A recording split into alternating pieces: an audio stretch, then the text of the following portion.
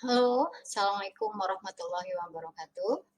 Jumpa lagi dengan saya Lina Hasanah, guru SMA Negeri 1 Ciledug. Kali ini kita akan membahas tentang materi teks eksplanasi. Mari kita simak pembahasannya. Nah, sebelumnya mari kita lihat apa saja yang kita bahas dalam pembelajaran kali ini. Yang pertama, kita akan membahas tentang pengertian dan ciri-ciri teks eksplanasi. Yang kedua, struktur teks eksplanasi. Yang ketiga, kaidah kebahasaan teks eksplanasi.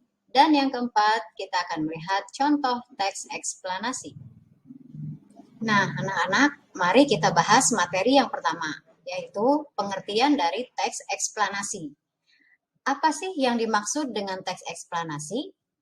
Teks eksplanasi adalah teks yang berisi tentang proses mengapa dan bagaimana kejadian-kejadian alam, sosial, ilmu pengetahuan, budaya, dan lainnya dapat terjadi. Nah, suatu kejadian, baik itu kejadian alam maupun kejadian sosial yang terjadi di sekitar kita, selalu memiliki hubungan sebab akibat dan proses. Lalu, gimana ya caranya kita tahu bahwa sebuah teks itu disebut sebagai teks eksplanasi?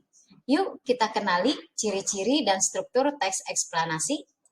Nah, anak-anak, berikut ciri dari teks eksplanasi. Ada beberapa ciri teks eksplanasi antara lain. Yang pertama, informasi yang dimuat harus berdasarkan fakta atau bersifat faktual. Yang kedua, hal yang dibahas yaitu suatu fenomena yang bersifat keilmuan atau berhubungan dengan ilmu pengetahuan. Yang ketiga, sifatnya informatif dan tidak berusaha memengaruhi pembaca untuk percaya terhadap hal yang dibahas. Dan yang keempat, fokus pada hal umum atau bersifat generik, bukan partisipan manusia. Contoh, tsunami, banjir, gempa bumi, hujan, dan lainnya. Nah, anak-anak, selanjutnya kita bahas tentang struktur teks eksplanasi ya. Struktur teks eksplanasi terdiri dari 3 bagian. Yang pertama, ada identifikasi fenomena. Di bagian ini, sebuah teks eksplanasi menjelaskan tentang gambaran umum, fenomena, atau peristiwa yang akan dibahas. Poinnya bisa mengangkat tentang proses bagaimana fenomena tersebut bisa terjadi.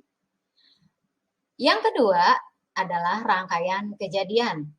Setelah mengetahui secara umum fenomena yang akan dibahas, pada bagian ini dijelaskan tentang penyebab dan akibat yang ditimbulkan dari fenomena tersebut.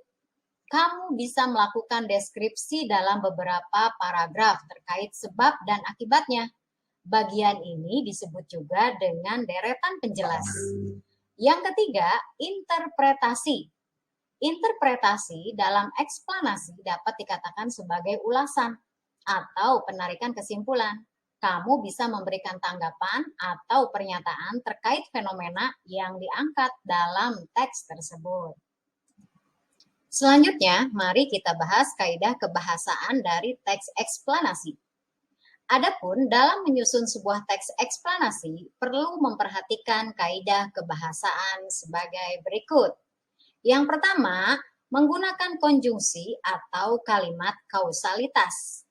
Yang kedua, menggunakan konjungsi atau kalimat kronologis. Yang ketiga, menyatakan keterangan waktu. Yang keempat, menggunakan kalimat pasif. Yang kelima, terdapat istilah ilmiah. Yang keenam, menggunakan kata kerja material dan rasional. Dan yang ketujuh, bersifat informatif. Nah, anak-anak, berikut adalah contoh sebuah teks eksplanasi yang berjudul Banjir. Silakan kalian baca dengan sebaik-baiknya. Dalam teks tersebut, kalian bisa perhatikan ada sebuah fenomena yang sedang dibahas. Maka pada bagian ini disebut dengan identifikasi fenomena. Di situ terdapat sebuah kata penjelasan adalah. Maka di sini sedang menjelaskan fenomena apa sih yang dimaksud, yaitu menjelaskan tentang fenomena alam banjir.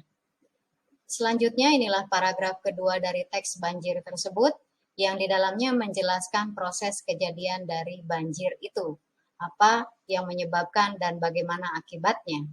Selain itu, kalian pun di dalamnya dapat menemukan berbagai kaidah kebahasaan yang di awal tadi sudah dibahas. Silahkan kalian berlatih untuk menemukan kaidah-kaidah kebahasaan yang digunakan. Nah, ini adalah paragraf yang ketiga, di mana masih menjelaskan tentang penyebab banjir yang dikarenakan faktor sosial. Di dalamnya pun kalian masih bisa menemukan kaidah kebahasaan. Silahkan kalian berlatih dan temukan kaidah kebahasaan yang dimaksud. Anak-anak, ini adalah paragraf yang terakhir. Silahkan kalian baca kembali, di mana di sini adalah interpretasi, yaitu tanggapan atau kesimpulan dari penulis. Baca dengan baik-baik ya. Nah, yang terakhir, ayo berlatih. Identifikasi ya struktur teks banjir tersebut dan analisislah kaidah kebahasaan yang digunakannya. Selamat berlatih. Silakan tulis jawaban kalian pada buku latihan. Demikian video pembelajaran kali ini. Semoga dapat bermanfaat. Tetap semangat. Sampai jumpa. Wassalamualaikum warahmatullahi wabarakatuh.